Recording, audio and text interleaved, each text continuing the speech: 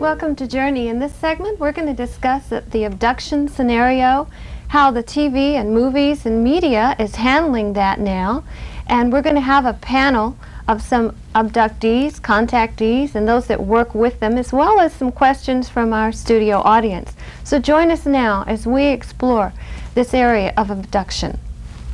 I want to introduce my panel. Charlie, we've had you before. You have had abduction and contact experience. I know there's a fine line between the two now for you since early childhood. David Chace, we've had your wonderful illustrations on many shows, and the backdrop here. You talk with many contactees and abductees and then draw the beings that they see. That's right. And Sharon, Hi. clinical hypnotherapist. You deal with the experience and help those process it. So That's correct. we're really glad to have you back again. All of you have been here on Journey before, and we're going to update the folks now as to what's going on. And we're going to come over here and show that we have a small group that want to ask some questions to sort of represent you. And we hope that we'll represent you well by asking some of the questions that's on your mind too. So I want to just dive right in. Here we have some personal experiences. So Larry, I'd like to hear from you. You work with MUFON. You're going to be on a panel later, but right now let's talk about what's going on. I have noticed, and I'm sure everyone else has, that there are more and more programs on UFOs and abductions on the TV, more repeats, but in particular interest, major companies and corporations have done a lot of advertising lately using abduction scenes and ET scenes and UFO scenes. And I'd like to ask the panel if there has been an increase of people calling in reports of abductions and interest in the UFO field. Good question. Let's start with Sharon and just work our way right up the panel. Well, first of all, I'd like to say that I think they're first putting these on for a reason. I don't think it's accidental. I think it's because people are more aware of the subject, they're seeing more UFOs around, they're videotaping them across the world. It's not something that can be hidden anymore. And so these companies are monopolizing on the idea because it is so in the news now. And that's why they're doing that. However, it does seem to trigger a lot of memories and interest in abductees. And people are always commenting on the various shows that they've seen, and I even get letters about that. So it is being seen and noticed by abductees, and I do think it helps them to become more aware that odd things are happening and they're trying to assimilate them into their lives because of it. Good, yeah. David, let's move on to you. Well, I do know that when Bud Hopkins, CBS did a mini-series based on his book, and it was called Intruders. And I know that that triggered a memory in one woman relating to the hybrid children. And I think, you know, I don't know if she would have remembered that. Otherwise. Yeah, so, yeah, I think there is some effect. And Charlie? I think the biggest thing that I've noticed is in my workplace, there a year and a half ago to 2 years ago, people would not discuss it openly. And now, because they know my association with MUFON, and some of them know a little bit more about me as a person, they are asking questions out of the blue and are very candid, and they seem to be more open to information coming back to them, and it's not asked in a joking manner now. Now it's more serious. So they're more accepting of what's going on. I think they're being exposed at a rapid rate, and for an obvious reason, but the general public on the whole now is more open to the idea. I think so. And we have a young person in the audience. I'd like for you to ask your questions. Okay. What time of day do aliens usually abduct people? We'll start with Charlie and work our way down again. Before, it used to be a general conception that most abductions, contacts, or experiences were done in the evening hours or from 10 p.m. till 2 in the morning. But that's not the case anymore. You're seeing more and more visitations. You're hearing more and more episodes of missing time during the daytime hours now, and it's on the rise. So it's any time of day now. Just personally, you've had those experiences I've had yourself, any haven't you? time of day. Yeah. In the beginning, mine were mainly at night, and in the past 2 years, I've had several daytime episodes. How's that? David, how about you talking to others too? Yeah, well, I find that a lot of the times it is like 3 a.m., something like that, when there's not as many witnesses, but there may be some of them who can do it in the day in the middle of a big city, and it may depend on the particular level of technology that's is in the possession of this particular group of beings. Some of them may be able to do that and some not. But I haven't done any kind of systematic study of reports to find out exactly what percentage occurs at what time. But I think that Dan Wright's MUFON abduction transcription project might help with this. Good. Sharon, what are you finding? Well, we're still finding that a lot of people are abducted during the night because it's the easiest way to get someone when they're half asleep or asleep without trauma. There's less trauma to the individual when they're abducted that way.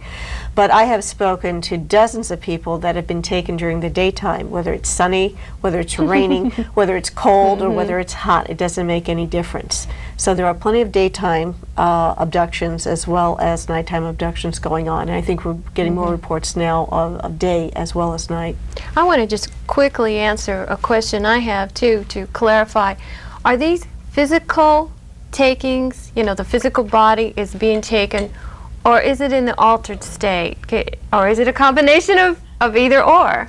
I'll quickly tell you about one particular incident. This man saw a blue flash over his car, and he looked at his watch afterwards, and he didn't see any. He's always checking his watch for time because he is an abductee, and he didn't see anything as far as time discrepancy, but his wife saw that as well. It was at 11 o'clock, I should say between 11 and 12, in Seattle, broad daylight, no problem with other people around, and one of his kids saw it, 2 of them did not, and when he came home that evening, he called me up and said, gee, I wonder if something happened, and I really didn't think much of that because there was no missing time or anything. But literally when we worked together, there was a whole abduction scenario that took place, and he saw himself actually standing at the trunk of the car as he was putting something in as that blue flash had hit. So they brought him back to that very moment that it occurred. So we still haven't figured out if it exactly was out of his body or with his body, and that time stood still to be able to see himself coming and going.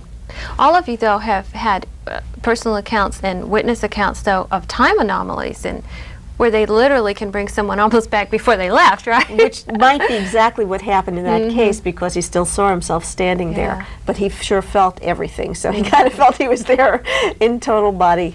What are some of the contactees you talk to? Do they feel like they've left physically, or are more in the altered state? For the majority of people, it seems to be a physical experience where they're physically taken from their bedroom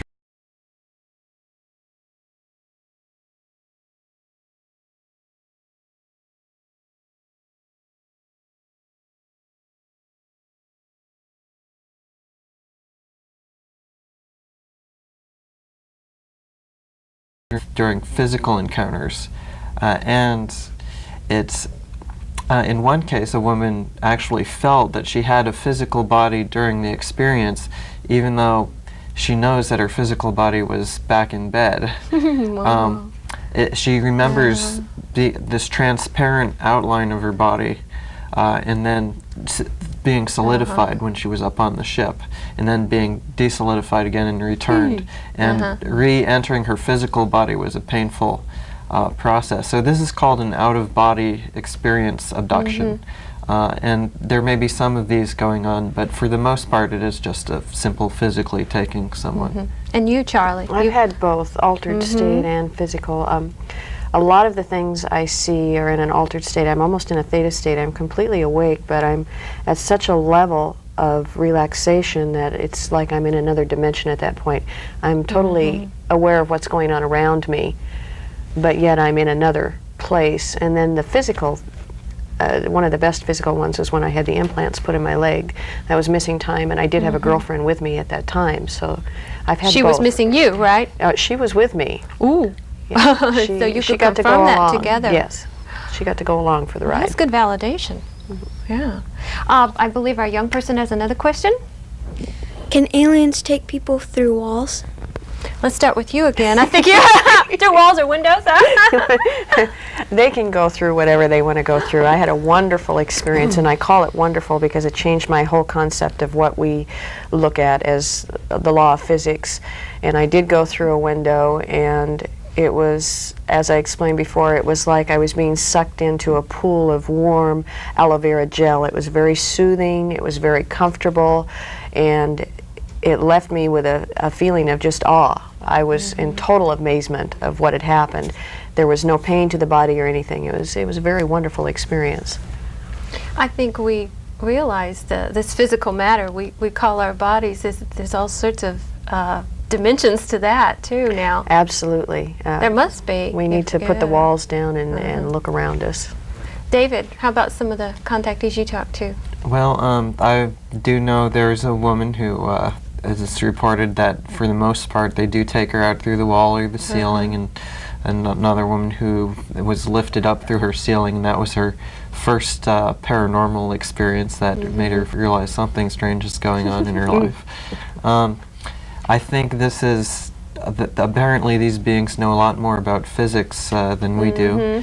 I think we'll get there in a few hundred years, maybe sooner.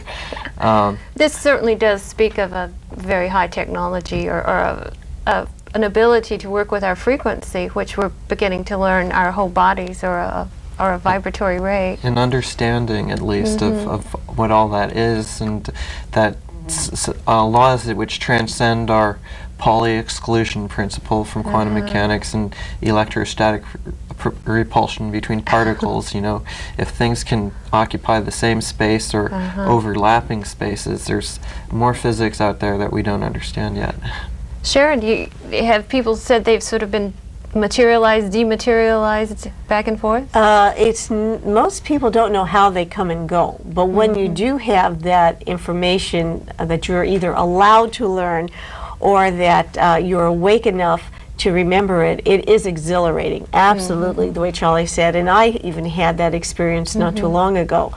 And I believe that there are so many different type of beings that are out there that, depending on whether they're taking you through a window or a wall or the particular capability, technological capability of each species, you will have a different type of experience, but yet similar going through it.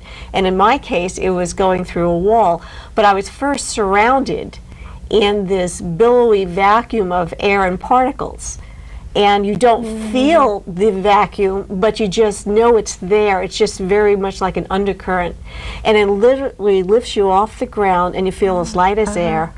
And I was taken through the wall in a body shape that was folded. And what actually happened is, I used to think that you'd go through the wall, that your molecular structure of your own body just fell apart, just like you see on Star Trek, and then that was it. You take it wherever and you materialize somewhere else. But instead, the wall literally parted around that bubble that I was in to have me pass through it and close up right behind that. Sounds like some form of energy field protection that It is. allows to go through what we consider solid matter, which really isn't. Well, let's go on to a next question about the beings. I believe, Hazel, you have that question. Sure. I was interested in all the different types of ETs and what their agendas are. I think, well, let's start with David, because I want to hold up your wonderful visual guide here. We've had it on many times before. It's kind of glaring, but that's the camera problem. David has a whole book of a variety of the beings that are visiting people, and it shows that there are many. So if you'd like to just briefly, you might want to kind of turn around and point to some of these, and hopefully our cameras can pick up some of the wonderful illustrations you've put on our backboard. All right. Well, let's see. We have on the end here what is referred to as a reptilian type, which has scaly skin and usually a yellow or sometimes a red iris with a cat-like vertical slit pupil. And then the next one over would be a variation on what we would call an insectoid or a mantis type, or sometime an ancient, because they seem to be very, very old and wise sorts of beings in most people's encounters. The next one would be a variation on a gray or a reptilian. It's kind of a hybrid, which has the scales but the body that's shaped more like the gray. Then the next one over then there. your purple guy. Yeah, actually more of a kind of a cobalt blue. And he's varies in height depending on the exact type of being, between about 2 feet and 4 feet tall, and usually serves as kind of a workforce.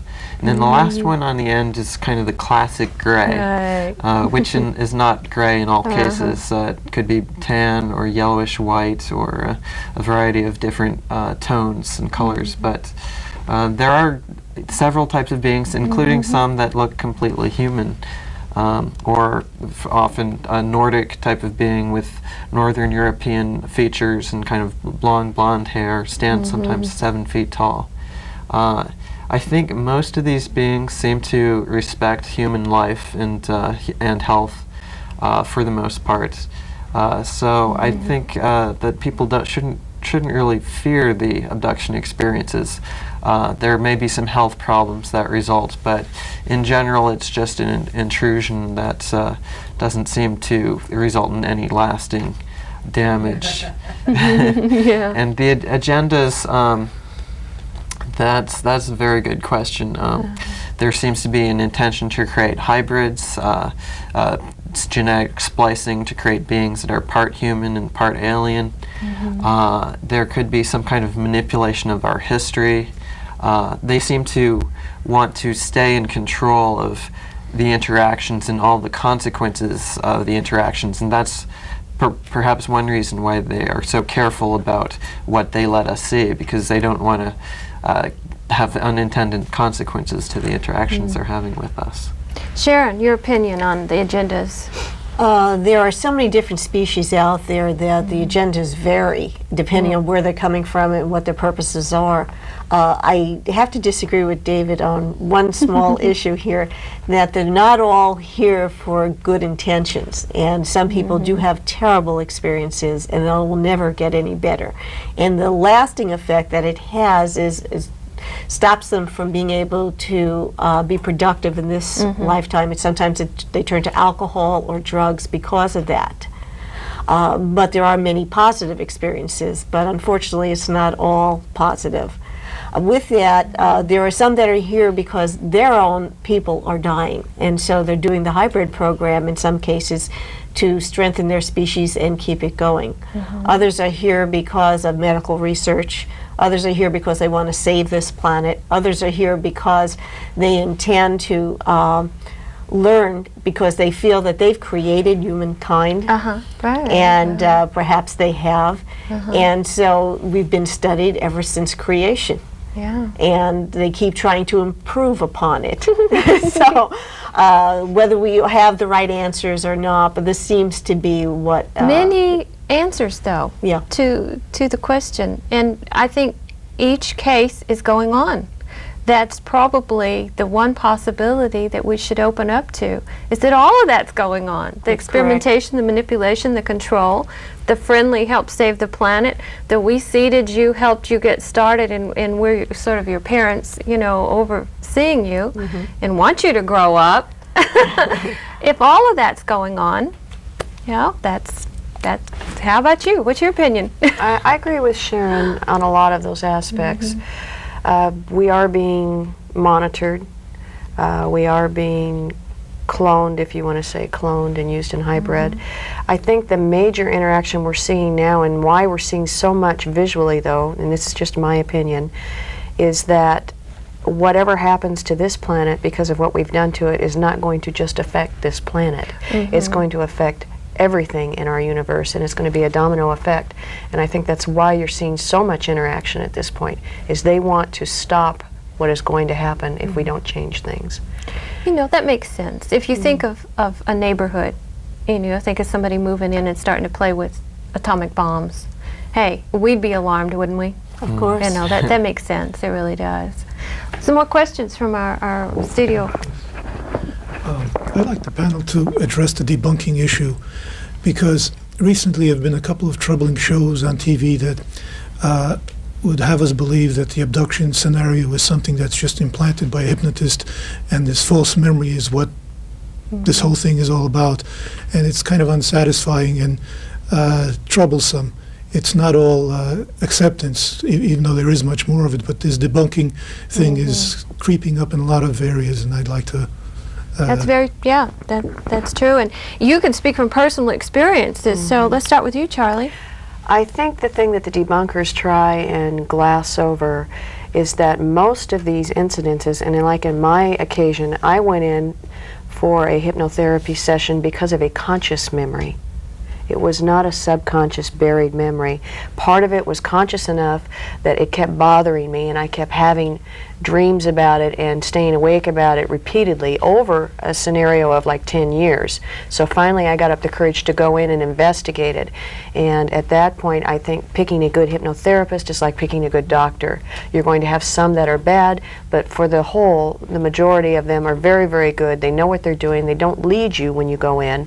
They let you tell about the experience, and you just have to have a lot of trust in them. The other thing that's really important that people don't understand is when you go under a hypnotherapy session, you relive everything as it was at that time. I saw everything on the walls as it was at that time, on the dressers. I was reliving that particular part of my life as if it was happening to me right then, emotionally, mentally, and physically. And a lot of people don't take the time to go into it and find out that that's what really happens. You can have some pretty good fakes out there that are going to fake it, but if you have a good hypnotherapist, they'll know pretty much whether you're faking it. And sometimes they might not catch it the first time, but they'll catch it the second or third time. So the debunkers need to quit trying to attack the people so much and actually look at the criteria that's used to get to the end result. Good answer. Yeah, what are you finding to be true in the... Well, I think there is a lot of presumptuousness on the part of the debunkers, and they're very cynical about human experience. They have a hard time accepting they tend to ignore the parts that don't fit with their view. That don't make sense, right? Yeah, and their worldview. Right.